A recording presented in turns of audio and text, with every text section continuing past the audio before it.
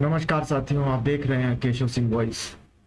जैसा कि आप हम सभी जानते हैं कि विपक्षी दलों का जो एक गठबंधन हुआ है, उन्होंने जो मेन स्ट्रीम मीडिया है उसके कुछ एंकर्स को बैन कर दिया है या उनका बहिष्कार किया है या उनके साथ सहयोग ना करने का, कि अब उनके शो में या उनके किसी भी तरह के बहस में या कहीं पर नहीं जाए।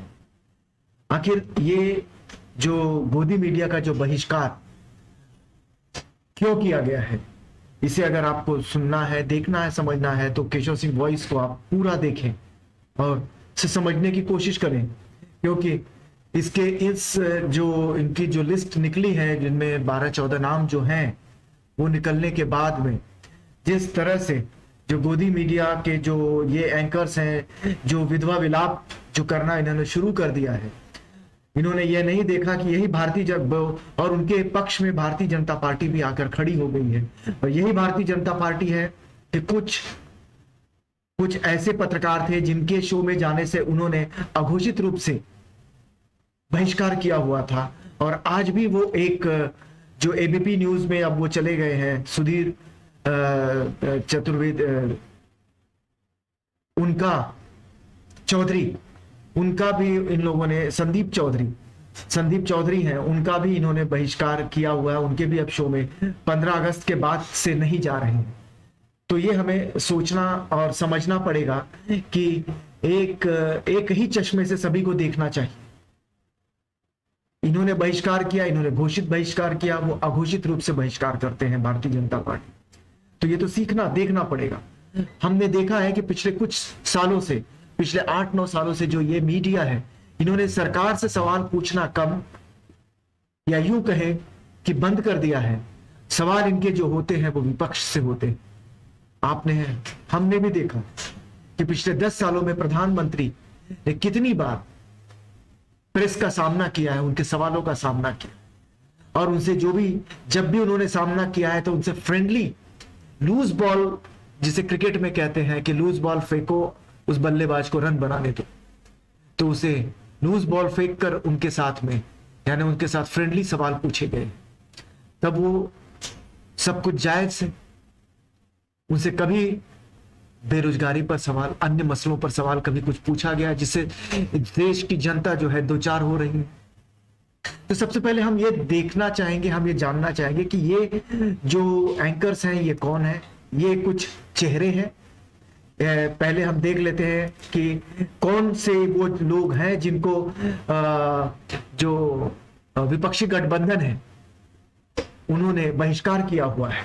उनमें पहला नाम जो है वो अल्फाबेटिकली अरेंज किया हुआ है। तो पहले जो है अदिति त्यागी आ जाती है, फिर अमन चोपड़ा है, हमीश देवगन है, आनंद नरसिम्हन है, अर्नब गोस्वामी है, अशोक श्रीवास्तव है, चित्रा त्रिपाठी है, गौरव सावंत है, नाविका कुमार है, प्राची प्रसार है और रूबिका लियाकत है। तो ये जो लोग हैं, ये कुछ नाम हैं।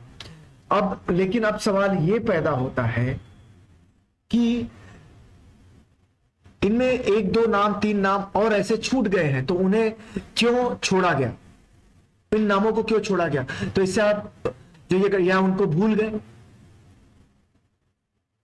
इनमें एक जो है अंजना ओम कश्यप का नाम नहीं है, श्वेता सिंह का नाम नहीं है, सुशांत सिन्हा का नाम नहीं है, और सबसे बड़ी बात सुदर्शन वाले जो हैं उनका भी नाम नहीं है। अगर ये उनका नाम नहीं है तो फिर अब, जबकि सुदर्शन वाले तो सबसे ज्यादा जहर उगलते हैं। हमने देखा है कि ये जो एंकर्स हैं और जिनके नाम मैंने लिया है, उनको अगर हम देखेंगे, अगर उनका जो प्राइम टाइम में जो शो होता है, जो डिबेट होता है, उनमें वो क्या करते थे? सरकार के द्वारा दिया गया एजेंडा चलाते थे, सरकार का एजेंडा चलाते थे।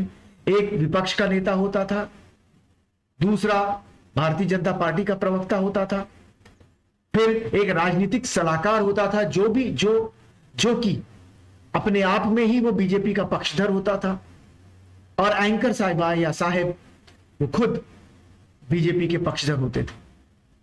तो 3 लोग जो है वो सरकार के पक्ष में बातें करते थे और एक विपक्ष। तो इस तरह से वो सरकार का एजेंडा चलाया करते थे, जबकि पत्रकार का काम होता है, पत्रकार का काम सवाल करना होता है, विश्लेषक का काम होता है कि विश्लेषक की तरह वो बात करे। लेकिन क्या आज इस मीडिया ने कौन सा ऐसा डिबेट चलाया है सरकार को घेरने के लिए? अडानी के ऊपर इतना खुलासा हो गया, क्या सरकार ने, क्या मीडिया ने सरकार से सवाल पूछने की जहमत उठाई है? जिस तरह के सवाल हिंडनबर्ग रिपोर्ट और दूसरा जो पार्ट 2 जो रिपोर्ट आया है उसके अंदर जो टेलीग्राफ ने जो सवाल पूछे हैं, टेलीग्राफ ने जो पत्रकारिता की है, टेलीग्राफ ने जो प्रतीकात्मक रूप से जो फोटोज जो लगा के जो दिखाए हैं घड़ियाली आंसू के, क्या वो मेन स्ट्रीम मीडिया ने वैसे काम किए हैं? मैं नहीं समझता क्या बंद आंखों से भी लोग कह सकते हैं कि इन्होंने ऐसा कोई काम नहीं किया, इस तरह के कुछ भी नहीं किया है। तो फिर हम इन्हें क्या कहें? हम इन्हें वही कहेंगे कि वो सरकारी एजेंडा चलाते हैं। तो क्यों ना ऐसे लोगों के साथ में बातें करना बंद कर दिया जाए, क्योंकि आज आधे से ज्यादा राज्यों में विपक्षी दलों की सरकार है। तो उन्हें भी हमने देखा कि किस तरह से सुधीर चौधरी ने किस तरह से आग उगलने और जहर उगलने वाली बात की थी कर्नाटका को लेके, किस तरह से दो समुदायों के बीच में वैमनस्य पैदा करने के का जो उन्होंने अपना ब्लैक एंड व्हाइट, जो कि ब्लैक ही ब्लैक होता है, उसे दिखाने की कोशिश की थी, उसमें बताने की कोशिश की थी। जब उनके ऊपर एफआईआर दर्ज हुआ तो उन्होंने एक लंबा चौड़ा ट्वीट डाल दिया कि जेल में मिलते हैं, फिल्मी डायलॉग मारा और अपने आज तक के जो प्लेटफॉर्म से उस वीडियो को हटा दिया। तो शर्म आनी चाहिए ऐसे एंकरों को, शर्म आनी चाहिए ऐसे पत्रकारों को जो पत्रकारिता के नाम पर जो कलंक हैं, ये पत्रकार, ये लोग, ये जो चेहरे हैं, ये अपने आप में एक बहुत बड़े कलंक है। तो ऐसी मीडिया का तो बहिष्कार होना चाहिए। लेकिन जो कुछ नाम छूट गए हैं, तो क्या विपक्षी दल उन नामों के साथ में अपने आप को जोड़ेंगे या जोड़ रहे हैं? इस बात को भी हमें देखना, सोचना और समझना पड़ेगा, क्योंकि मीडिया, आज की मीडिया, हम ये कह सकते हैं कि वो निष्पक्ष नहीं रही। वो एक पक्ष लेकर बात करती है और एक पक्षीय बात करती है। तो हम मीडिया की तो निष्पक्षता पर तो मैं सवाल उठाता हूं। अगर आप सोचते और समझते हैं कि मीडिया अगर सही काम कर रही है, तो आप अपना कमेंट बॉक्स में आप अपना कमेंट दें और बताएं कि और कैसे करती है वो भी लिखें। गालियां देना तो सभी को आता है, क्योंकि जो भी कुछ लोग जिन तक ये वीडियो पहुंचता है उन्हें सिर्फ और सिर्फ गालियां देना आता है। आप उन बातों को तर्कपूर्ण तरीके से रखकर काटिए, मैं वीडियो बनाकर उसमें माफी भी मांग लूंगा। लेकिन आज की जो मीडिया है पूरी तरह से सरकार की चरण चुंबक है। तो धन्यवाद आप सभी का, जो आप सब लोगों ने इसे देखा, पूरा देखा, तो सुना और समझने की भी कोशिश की। समझने के बाद भले आपने गाली दी, अच्छी बात, दीजिए। धन्यवाद।